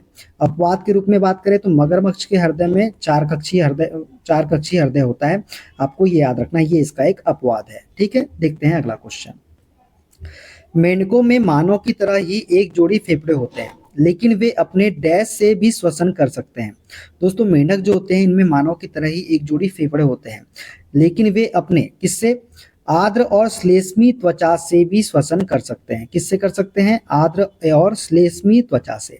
स्लिपरी एंड मॉइस्ट स्किन से वे क्या कर सकते हैं श्वसन कर सकते हैं। कौन मेंढक। दोस्तों मेंढक की बात करें तो मेंढक उभयचर प्राणी होता है जिस कारण उसमें तीन तरह की श्वसन प्रणाली पाई जाती है। एक होती है फेफड़ों के द्वारा, एक होती है त्वचा के द्वारा और एक होती है मुख ग्रसनी श्वसन के द्वारा। उभयचर होने के कारण मेंढक अधिकांश समय पानी में रहता है तथा इस दौरान त्वचा केवल गैसीय विनिमय के लिए श्वसन अंग के रूप में कार्य करती है। मेंढक की त्वचा श्वसन क्रिया के लिए बहुत उपयुक्त होती है। ठीक है, देखते हैं अगला क्वेश्चन। उभयचरों और अधिकांश सरीसृपों में डैश होता है। दोस्तों उभयचरों और अधिकांश सरीसृपों में तीन कक्षी हृदय होता है। कितना होता है तीन कक्षी हृदय पाया जाता है उभयचर और अधिकांश सरीसृपों में। उभयचर और सरीसृपों में तीन कक्षी हृदय पाया जाता है जिसमें दो आलिंद होते हैं तथा एक निलय होता है। मछलियों की बात करें तो मछलियों में दो कक्षी हृदय पाया जाता है जिसमें एक आलिंद होता है और एक निलय होता है। मगरमच्छ की बात करें तो ये सरीसृप वर्ग का प्राणी है। पक्षियों एवं स्तनधारियों में चार कक्षी हृदय जिसमें दो आलिंद होते हैं और दो निलय होते हैं। ठीक है, देखते हैं अगला क्वेश्चन। डैश में तीन कक्षी हृदय होता है तो दोस्तों उभयचर में जो होता है तीन कक्षी हृदय पाया जाता है। ठीक है, उभयचर में क्या पाया जाता है तो तीन कक्षी हृदय पाया जाता है। देखते हैं अगला क्वेश्चन। उभयचर में डैश तो दोस्तों उभयचर में क्या होता है तो बिना पंखों के ग्रंथि वाली त्वचा होती है। किसमें उभयचर में बिना पंखों की ग्रंथि वाली त्वचा ही क्या उभयचर में होती है। ठीक है, उभयचर वर्ग मत्स्य और सरीसृप वर्गों के बीच की श्रेणी में आता है। जो उभयचर वर्ग है दोस्तों ये मत्स्य और सरीसृप वर्ग के बीच की श्रेणी में आता है। इस वर्ग के जंतु जल और थल दोनों में रहते हैं। ये अनियत तापी जंतु है। कैसे जंतु है ये अनियत तापी जंतु है। इस वर्ग में 3000 जातियां पाई जाती है। इनके शरीर पर सल्क बाल या पंख नहीं होते हैं परंतु इनकी त्वचा अधिक ग्रंथिमय होने के कारण चिकनी होती है। मेंढक इस वर्ग का एक प्रमुख प्राणी है। ठीक है, उभयचर वर्ग का प्रमुख प्राणी है कौन सा मेंढक। देखते हैं अगला क्वेश्चन। निम्न में से किस वर्ग में प्राणियों में सल्कों की कमी और त्वचा में श्लेष्म ग्रंथियां होती है तो ये होती है उभयचर में। उभयचर वर्ग के प्राणियों में सल्कों की कमी होती है दोस्तों और त्वचा में श्लेष्म ग्रंथियां पाई जाती है। देखते हैं अगला क्वेश्चन। डैश वर्ग के प्राणियों में श्वसन गलफड़ों अथवा फेफड़ों द्वारा होता है तो दोस्तों कौन से वर्ग के प्राणियों में श्वसन गलफड़ों अथवा फेफड़ों द्वारा होता है तो ये होता है उभयचर वर्ग के प्राणियों में। उभयचर वर्ग के प्राणियों में श्वसन गलफड़ों अथवा फेफड़ों के द्वारा होता है। दोस्तों उभयचर वर्ग के सदस्य जल और स्थल दोनों में पाए जाते हैं। ये अनियत तापी जंतु होते हैं, ये आपको याद रखना है। इस वर्ग में लगभग 3000 जातियां पाई जाती है। इन प्राणियों में श्वसन गलफड़ों अथवा फेफड़ों तथा त्वचा के द्वारा होता है। देखते हैं अगला क्वेश्चन। निम्नलिखित में से कौन उभयचर नहीं है तो दोस्तों बताना है हमको इसमें से कौन सा उभयचर नहीं है। हाइला, मगरमच्छ, दादुर, सैलामेंडर। तो दोस्तों मगरमच्छ जो है ये उभयचर नहीं है। कौन सा? मगरमच्छ। हाइला, दादुर, सैलामेंडर, प्रोटीपस तथा नेक्ट्यूरस आदि कैसे हैं? उभयचर वर्ग के प्राणी हैं। कौन कौन से? हाइला, दादुर, सैलामेंडर, प्रोटीपस तथा नेक्ट्यूरस, ये सभी उभयचर वर्ग के प्राणी हैं। इनका शरीर जल और थल दोनों में रहने के लिए अनुकूलित होता है। जबकि मगरमच्छ की बात करें तो सरीसृप वर्ग का प्राणी है। कौन सा? मगरमच्छ। इस वर्ग के सभी जंतु जमीन, दीवारों, पेड़ों आदि पर रेंग कर चलते हैं, परंतु कुछ जातियां पानी में भी रहती है। ठीक है, तो दोस्तों ये थे उभयचर के सारे क्वेश्चन। अब देखते हैं हम सरीसृप के। ठीक है, देखते हैं अगला क्वेश्चन। सरीसृपों में संतति का लिंग किस तापमान से निर्धारित होता है? दोस्तों सरीसृपों में संतति का लिंग जो है उस तापमान पर निर्धारित होता है जिस पर निषेचित अंडा रखा होता है। वह तापमान जिस पर निषेचित अंडा रखा होता है, सरीसृपों में संतति का लिंग निर्धारित होता है। किस तापमान पर? जिस पर निषेचित अंडा रखा होता है। तो राइट आंसर क्या हो जाएगा? ऑप्शन नंबर ए वाला हो जाएगा। सरीसृपों में प्रायः आंतरिक निषेचन होता है। नर में 1 या 2 लिंग होते हैं जो शुक्राणु को उन तक पहुंचाते हैं। इसमें तापमान जिस पर निषेचित अंडा रखा होता है उसी पर लिंग निर्धारण होता है। ठीक है, देखते हैं अगला क्वेश्चन। निम्नलिखित में से किस वर्ग में तापमान कुछ प्रजातियों में लिंग का निर्धारण करता है? तो दोस्तों किस वर्ग में तापमान कुछ प्रजातियों में लिंग का निर्धारण करता है? तो ये है सरीसृप। सरीसृप वर्ग में तापमान जो है कुछ प्रजातियों में लिंग का निर्धारण करता है। सरीसृप वर्ग के जीवधारियों में लिंग निर्धारण की प्रक्रिया कई कारकों द्वारा होती है, जिनमें कुछ में यह तापमान के द्वारा भी होती है। सरीसृप वर्ग के प्राणी को रेप्टिलिया भी कहते हैं। ठीक है, इसमें सांप, मगरमच्छ, छिपकली आते हैं। ठीक है, तो ये आपको याद रखना है। देखते हैं अगला क्वेश्चन। वर्ग सरीसृप में डैश। दोस्तों वर्ग सरीसृप में क्या होता है? तो वर्ग सरीसृप में सल्क के साथ शुष्क और ग्रंथि विहीन त्वचा होती है। सल्क के साथ क्या होता है? शुष्क और ग्रंथि विहीन त्वचा होती है सरीसृप वर्ग में। ठीक है, रेप्टिलिया वर्ग के सभी जंतु जमीन, दीवारों तथा पेड़ आदि पर रेंग कर चलते हैं। ये अनियमित तापी मतलब कोल्ड ब्लडेड जंतु है। इनकी त्वचा में एपिडर्मल श्रृंगी सल्क पाए जाते हैं। इनका अंतः कंकाल अस्थि का बना होता है। इनकी त्वचा रूखी मतलब ड्राई होती है क्योंकि इसमें ग्रंथियां नहीं होती है। ठीक है, ये सभी आपको याद रखना है। देखते हैं अगला क्वेश्चन। किस वर्ग के जानवरों की त्वचा शुष्क और ग्रंथि विहीन होती है? तो ये होती है सरीसृप। सरीसृप वर्ग के जानवरों की त्वचा कैसी होती है? शुष्क और ग्रंथि विहीन होती है। ठीक है, देखते हैं अगला क्वेश्चन। अधिकांश सरीसृपों में एक डैश होता है। दोस्तों अधिकांश सरीसृपों में क्या होता है? तो 3 कक्षी हृदय पाया जाता है सरीसृपों में। किसमें? सरीसृपों में। देखते हैं अगला क्वेश्चन। अंडा देने वाले प्राणी कहलाते हैं। दोस्तों अंडा देने वाले प्राणी जो है ये अंडज प्राणी कहलाते हैं। क्या कहलाते हैं? अंडज प्राणी। तो राइट आंसर क्या हो जाएगा? ऑप्शन नंबर सी वाला हो जाएगा। अंडा देने वाले प्राणी अंडज कहलाते हैं। क्या कहलाते हैं? अंडज कहलाते हैं। इस वर्ग के सभी जंतु जमीन, दीवारों तथा पेड़ों आदि पर रेंग कर चलते हैं, इसलिए इन्हें सरीसृप वर्ग में रखा गया है। इनमें अनेकों प्रकार की छिपकली, सर्प, घड़ियाल, कछुआ तथा अजगर आते हैं। ठीक है, देखते हैं अगला क्वेश्चन। किस प्रकार के जानवरों को अंडज जानवर कहा जाता है? तो दोस्तों किस प्रकार के जानवर है जिन्हें अंडज जानवर कहा जाता है? तो ये कहा जाता है अंडे देने वाले जानवर को। अंडे देने वाले जानवरों को अंडज जानवर कहा जाता है। ठीक है, देखते हैं अगला क्वेश्चन। अंडे देने वाले प्राणियों को क्या कहा जाता है? तो क्या कहा जाता है? तो अंडज कहा जाता है अंडे देने वाले प्राणियों को। ठीक है, तो दोस्तों ये थे सरीसृप के सारे क्वेश्चन। अब एक और देख लेते हैं पक्षी के क्वेश्चन जो पूछे गए हैं रेलवे ग्रुप डी एग्जाम में। निम्न में से किन प्राणियों के शरीर का तापमान वातावरण के तापमान पर निर्भर नहीं करता है? तो दोस्तों ये है हमारे पक्षी और स्तनधारी। पक्षी और स्तनधारी प्राणियों के शरीर का तापमान वातावरण के तापमान पर निर्भर नहीं होता है। पक्षी वर्ग तथा स्तनधारी वर्ग के शरीर का तापमान वातावरण के तापमान पर निर्भर नहीं होता है। ये समपाती होते हैं। कैसे होते हैं? समपाती। ठीक है, देखते हैं अगला क्वेश्चन। एवीज में शामिल है। दोस्तों एवीज में कौन शामिल है? तो एवीज में शामिल है हमारे पक्षी। कौन से? पक्षी। एवीज वर्ग के अंतर्गत पक्षियों को शामिल किया गया है। इनके त्वचा पर कोमल पंखों का आवरण होता है। उड़ने के लिए अग्रपादों का पंखों में रूपांतरण पक्षियों के 2 लक्षण हैं। ठीक है, उड़ने के लिए अग्रपादों का पंखों में रूपांतरण क्या है? ये पक्षियों के 2 लक्षण हैं। ये समतापी अर्थात गर्म रुधिर वाले होते हैं। कौन से?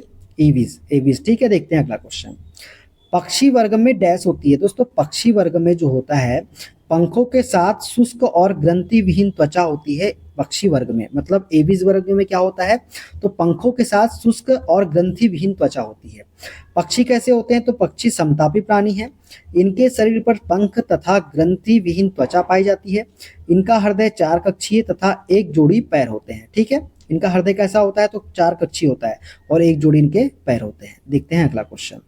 पक्षियों में डैश होता है। दोस्तों पक्षियों में जो है कितने कक्षीय हृदय होता है, तो 4 कक्षीय हृदय होता है पक्षियों में। ठीक है, उड़ने वाले पक्षियों को कार्डेटा संघ के एविज वर्ग में रखा गया है। जो उड़ने वाले पक्षी है दोस्तों, इन्हें कार्डेटा संघ के एविज वर्ग में रखा गया है।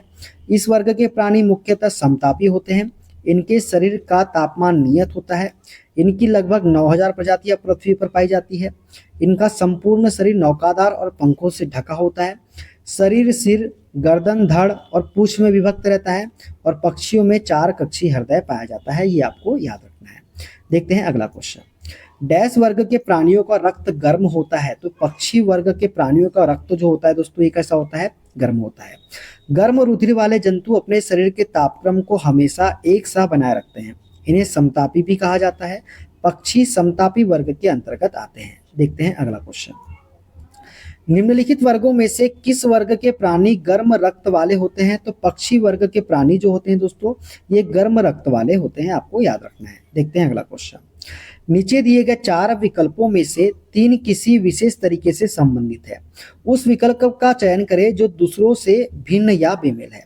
तो स्तनधारी, सरीसृप, पक्षी, शुतुरमुर्ग। तो इसमें से भिन्न हो जाएगा हमारा शुतुरमुर्ग। स्तनधारी, सरीसृप, पक्षी आदि वर्ग कार्डेटा संघ के हैं, जबकि शुतुरमुर्ग पक्षी वर्ग के अंतर्गत आता है। ठीक है, अतः शुतुरमुर्ग क्या हो जाएगा, विषम हो जाएगा। देखते हैं अगला क्वेश्चन। निम्नलिखित में से कौन सा जंतु गर्म रक्त वाला होता है। तो दोस्तों गर्म रक्त वाला जंतु कौन सा होता है, हमको बताना है। तो दोस्तों कबूतर जो होता है, इसका रक्त कैसा होता है, गर्म होता है।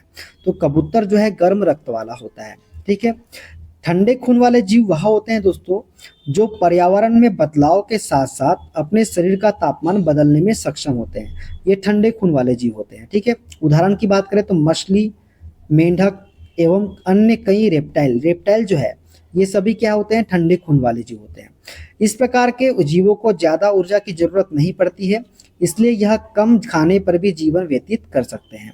अब गर्म खून वाले जीव की बात करें दोस्तों, तो गर्म खून वाले जीव वे होते हैं जो अपने शरीर का तापमान हर प्रकार के वातावरण में एक समान ही रखते हैं तथा उसे अस्थिर नहीं होने देते हैं। उदाहरण की बात करें तो इंसान हो गया, भालू हो गया, शेर हो गया, कबूतर हो गया, अन्य स्तनधारी जीव, ये सभी क्या है, गर्म खून वाले जीव होते हैं। इस प्रकार के जीवों में शरीर की गर्मी को बनाए रखने के लिए ऊर्जा की जरूरत होती है, जिसे प्राप्त करने के लिए अत्यधिक पोषक तत्वों को ग्रहण करना जरूरी होता है। ठीक है, तो दोस्तों ये थे आज के सारे क्वेश्चन। वीडियो को अच्छा लगा कमेंट बॉक्स में जरूर बताइएगा। आज हमने 3 टॉपिक करवा दिया आपको, उभयचर, सरीसृप और एबीज। ठीक है, अगला जो हमारा टॉपिक पढ़ेंगे दोस्तों हम स्तनधारी के जितने question railway group D exam में पूछे गए अगले टॉपिक में पढ़ेंगे। वीडियो को अच्छा लगा कमेंट बॉक्स में जरूर बताइएगा दोस्तों। वीडियो अच्छा लगे वीडियो को लाइक कीजिए, शेयर कीजिए, कमेंट कीजिए। चैनल पर नए हैं चैनल को सब्सक्राइब कर लीजिए पल पल की अपडेट के लिए। मिलते हैं अगले वीडियो में, अपना ख्याल रखिए। Okay, bye bye, take care.